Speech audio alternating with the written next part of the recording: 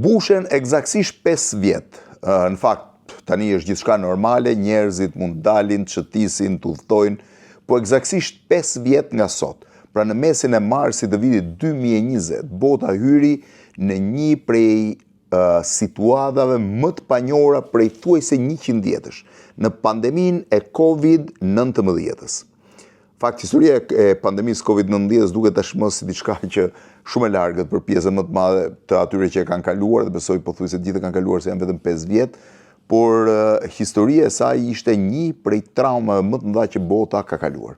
Sot, nëse i referohesh të dhënave të Organizatës Botërore të Shëndetësisë, më shumë se sa 20 milion njerëz kanë humbur jetën nga COVID-19 që prej fillimit të saj, në fund të dhjetor 2019 dhe deri në vitin 2023, më pas nuk janë llogaritur më sepse ka kaluar e pjesa emergjente pandemike.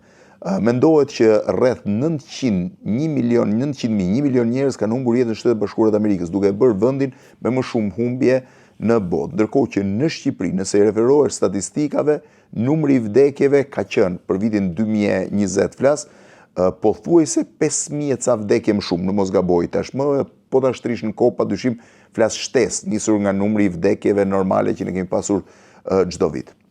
Por në fakt do doja të kthehesha tani në pandemi. COVID-19 u identifikua fillimisht si një virus i panjohur në zonën e Wuhanit në Kinë. Tashmë është bërë publike dhe është vërtetuar që në fakt nuk ishte një virus që doli as në tregun e kafshëve, as diku tjetër në Wuhan, po ishte një virus që doli nga një laborator kinez i Wuhanit. Pastaj ka 1000 teori konspirative, por nga Wuhani, ku pësuan vdekjet e para, COVID-19 u shpërnda në të gjithë botën. Në Shqipëri, rasti i parë u identifikua në 9 dhe 10 mars, pra mbrëmjen e 9 marsit u e gdhir 10 mars i vitit 2020. Në datën 15-16 mars, eksaktësisht 5 vjet nga sot, u vendos karantinë e plot, sepse në datën 11 mars, pra në 11 mars të vitit 2020, Organizata Botërore e Shëndetësisë e konsideroi COVID-19 një pandemi botërore. Me vendosjen e pandemisë botërore, pra shpalljes pandemisë botërore, Shqipëria shpalli karantinë të plotë, e cila filloi të imponohet datën 15 dhe 16 mars dhe vijoi deri javët e para të qershorit, pastaj u zbe dhe te i kaloi. Izolimi i pandemisë ishte i rrallë dhe i pabesueshëm për shumë njerëz. Natyrisht që pandemia e fundit e këtyre përmasave kishte qenë ajo e gripit spanjoll në vitet e luftës parë botërore. 4 miliard njerëz mendohet që u izoluan plotësisht. Shiheni këtë video që tregon Tiranën e asaj kohe. Shiheni pak se si është situata për ta parë se çfarë po ndodhte në rrugët e Tiranës në momentin që afrohej orari i ndalim qarkullimit.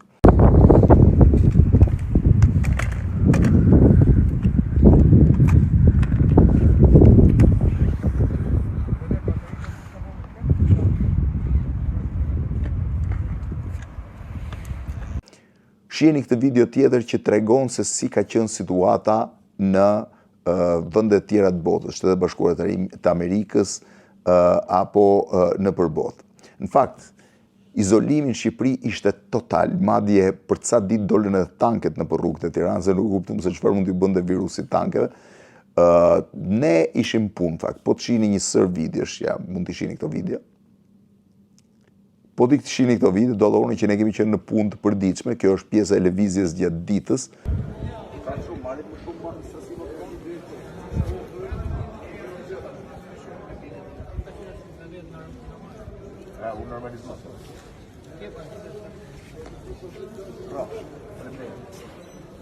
Ndërkohë që në darkë ishte një tjetër situatë, është kjo që po shihni tani. Më blendi. Super emision. Masa Nuk ka qenë ndonjëherë klani kështu në gjendje lufte. Po, tamam, bosh. Por pjesa më e madhe e njerëzve e kaluan COVID-19 edhe në mënyrë shumë kreative. Pati një lloj, e para njerë pati një mundësi që njerëzit qëndronin më shumë me njëri tjetrin për shtëpi. E dyta, shumë veta filluan të bëheshin kreativ. Pati këngëtarë që dilnin vetëm në mes të lagjes duke kënduar, siç janë këto dy videot këtu që janë shumë interesante.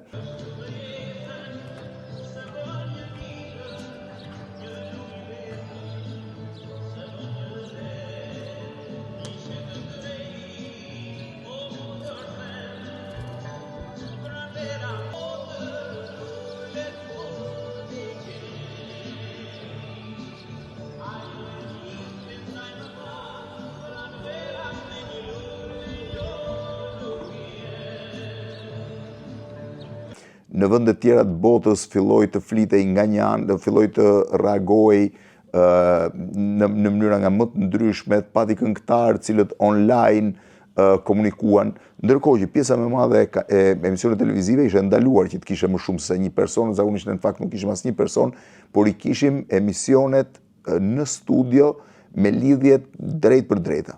Covid-19 në shërbeu në radhë parë për të kuptuar që Shqipëria kishte jashtëzakonisht shumë doktor, domethënë mjek, shkencëtar, njerëz të shkolluar në shkollat më të mira të botës, të cilët dhanë eksperiencën e tyre edhe natyrisht ndikuan me informacionet e tyre për të qetësuar situatën ose për të ndryshuar diçka në përgjithësi në emocionet e njerëzve. Kështu që ishte një prej gjërave që na bëri përshtypje shumë të madhe. E dyta, Covid-19 na bëri të kuptojmë që në një moment caktuar, sado mirë t'jesh, sado probleme të kesh, kur ke probleme, mund të shohësh që të vjen një problem edhe më i madh.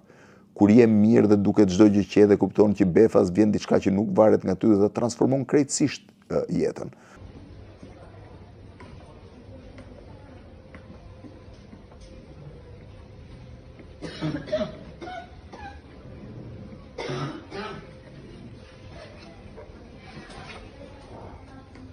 Njerëzit duruan të rrinë në ditë të tëra, pa punë, por nga ana tjetër Covid-19 krijoi dhe një situatë shumë të vështirë post-pandemike. Me mbylljen e pandemisë shumë veta nuk u kthyen më në punët e tyre. Jo sepse nuk kishte më punë, por sepse nuk deshën më të punojnë me atë ritëm. Në ndërgjegjen e tyre u kthye ideja që tashmë jo gjithçka vlen, jo gjithçka është punë. Humbën shumë prej hoteleve, restoranteve kudo në botë humbën personelin e tyre, shumë njerëz filluan të punojnë online, shumë njerëz nuk u kthyen më në përzyra, shumë veta që kishin real estate zyrash po ashtu i humbën sepse puna online e reduktoi sipërfaqen e zyrave. Një gjë është e sigurt. Mbas Covid-19-s, bota nuk ishte më njësoj, pra diçka ndryshoi. Por unë duhet të them edhe një herë te izolimi.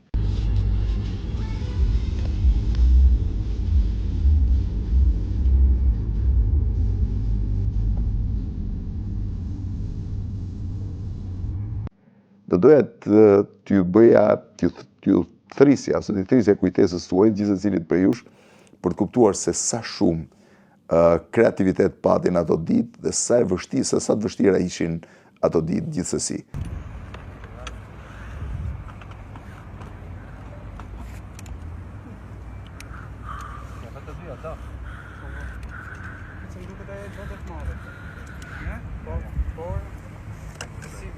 Edhe videot që kam futur gjatë këtij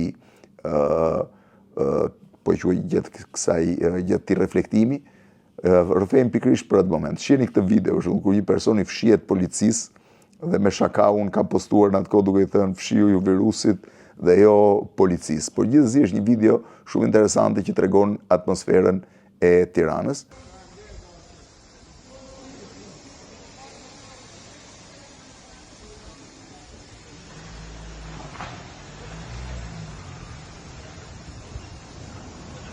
Pjesa tjetër pastaj janë foto që ju mund t'i shihni për të kuptuar edhe pak situatën e atyre ditëve. Një